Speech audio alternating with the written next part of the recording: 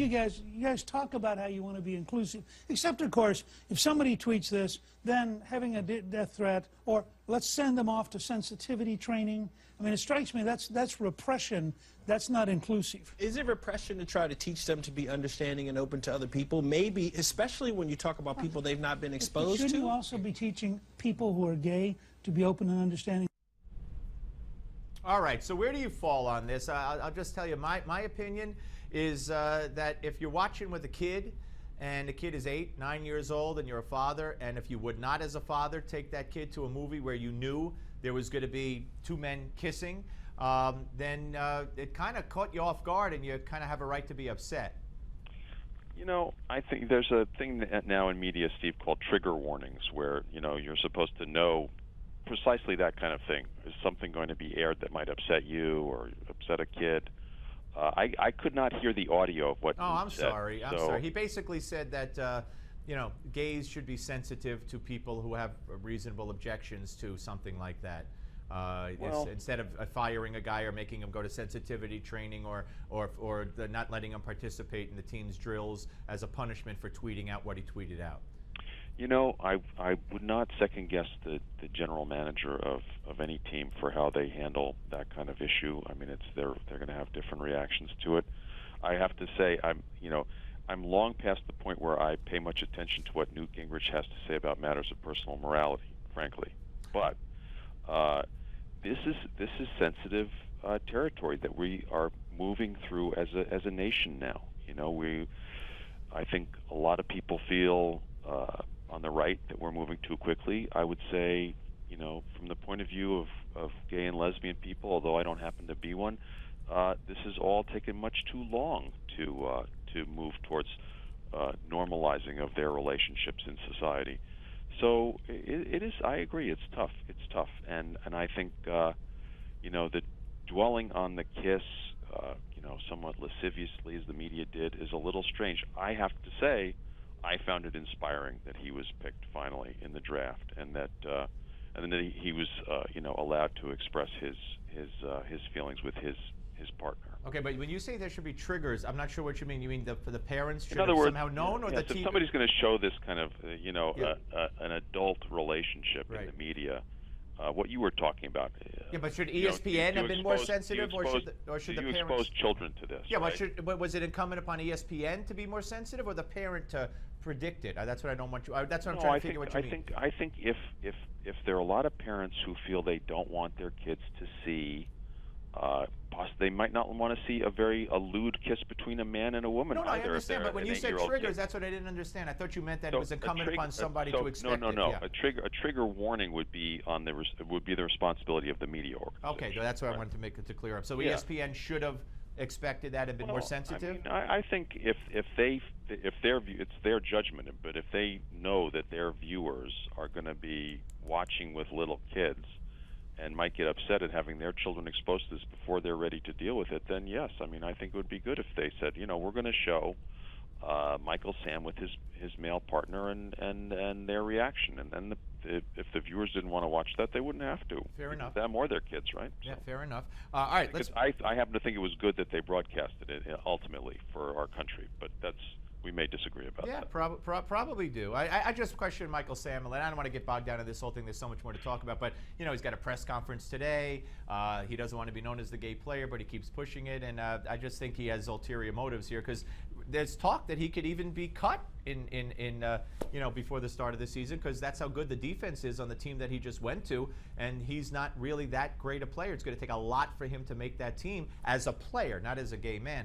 But let's move on. Let's go to Karl Rove, and let's hit cut 53 if we can. Well, you know what? You're not going to be able to hear it. So Karl Rove allegedly saying Hillary Clinton.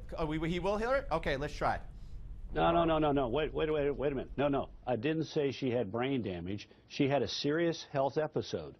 And my point was that from, I think it was the 7th of December in 2012 through the 7th of January of 2013, she underwent, first she had apparently a serious virus. They announced then on the 15th of December that she had, at some period in the past, a week fallen. They didn't say when. They didn't say where. She was recovering at home. On the 30th of December, she goes in and turns out to have had a blood clot. They won't say where. The next day, they say it is between her skull and her brain behind her right ear. Okay, so he claims he did not say she had brain damage. So what's your take on this?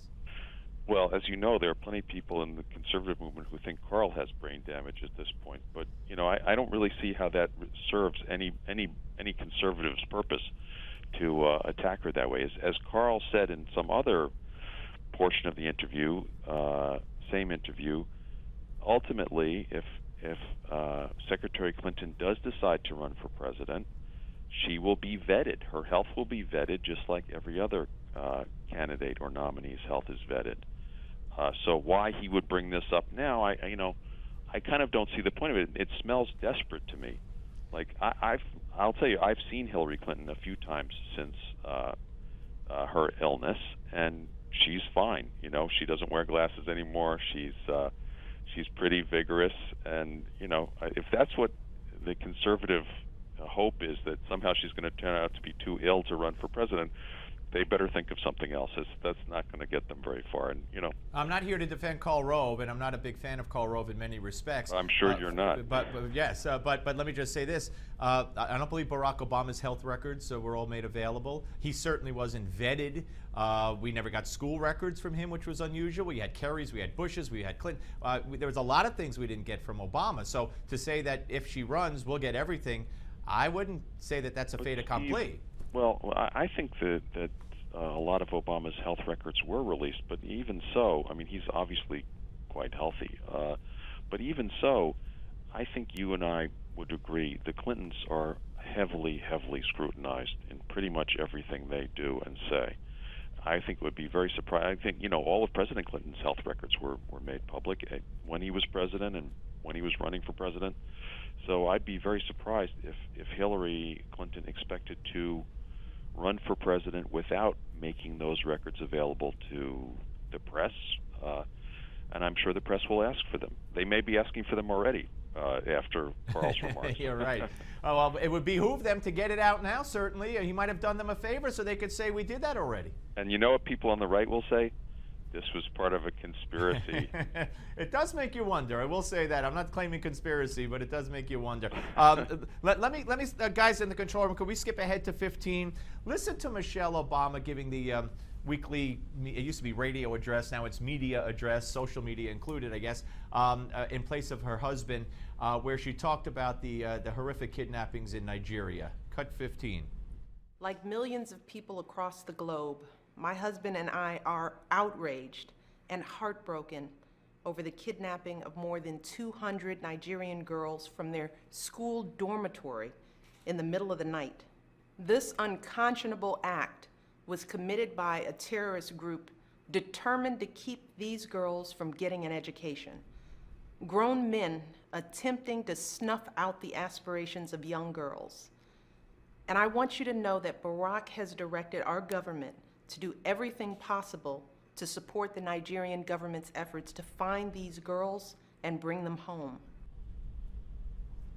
All right, she went on to say in the 5+ minutes, that the girls remind Barack and her of their daughters, etc., how this is taking place all over the world. Girls, they're trying to stifle girls from getting an education, and absolutely. But, and just for the record, I was one of the first people to cover this. I said in passing that I hope somehow special forces could find them and be sent in, and this is horrific. Having said that, in February, Joe, and maybe Michelle Obama doesn't know this same group slit the throats and shot in the back and burned down a huge school complex of a boarding school and killed 60 boys. They've ransacked and killed and murdered villages, hundreds of people at a time, burned down and killed Christians in churches. They are not about preventing girls from getting an education. And that's how this was presented in that whole address. Why don't they admit what the big picture is? These are Islamic terrorists who hate everything to do with the West, and they've killed boys while they kidnap girls, and they hate everybody. Well, first of all, let me say I would commend you for being among the first to get on this story, Steve, and because I think it's very important. There's a but coming, isn't there? Well, no. Okay. Secondly, I would say it's always, you can always go back and say, well, why didn't they do more sooner? And you could be right about that. But I think it's good that our country is now getting involved in this battle with, as you know, Boko Haram means Western education is forbidden. Yes. It's un-Islamic. Yes. And so there is an aspect of it where that is the main thing they're fighting against. And if they assassinated boys in a school, which I have to confess I didn't know about. Oh, please do the in February. It's the same. It's kind of the same thing, right? They're going after boys and girls, but because of Western education. At the same time, it's also clear that it's boys who get sent to madrasas, right, to get some kind of education, the Quran or whatever it is, in these very strict, sort of Islamist places where Islamists are in charge. And girls are not supposed to go to school. Right. So there is that aspect. Well, that's Sharia law, which speaks to the Islamic problem in the first place. Yeah. So that's the thing that goes on in parts of Afghanistan where the Taliban is in charge. Taliban throws acid On at girls. the other hand, I have to tell you, Steve, I was in Abu Dhabi a month ago, and which is certainly a society where Islam is the state religion, and there are mosques everywhere, and some people in hijab and some not, and there are women who are in that society who go about without any head covering and work in the government. If you come to New York, or you're in New York, go across town to the United Nations, you'll see the ambassador for the United Arab Emirates, and it's a woman, and she wears no hijab or any head covering, and she is the ambassador and a highly educated UN ambassador for the United Arab Emirates. So it's, you can't sort of make a sweeping statement. No. I'm not saying all Muslims, but but Sharia law, if it's strictly interpreted, results in this for girls. And this problem of Boko Haram should not be presented to Americans during this kind of sit-talk speech, touchy-feely, as all they want to do is prevent girls from having an education. They're Islamist terrorists who kill people, slit the throats of boys, hate everything West, and that's how the public should be educated by the first family if they're going to be talked to about it. That's just what I think. Hey, Joe, we're up against a hard break.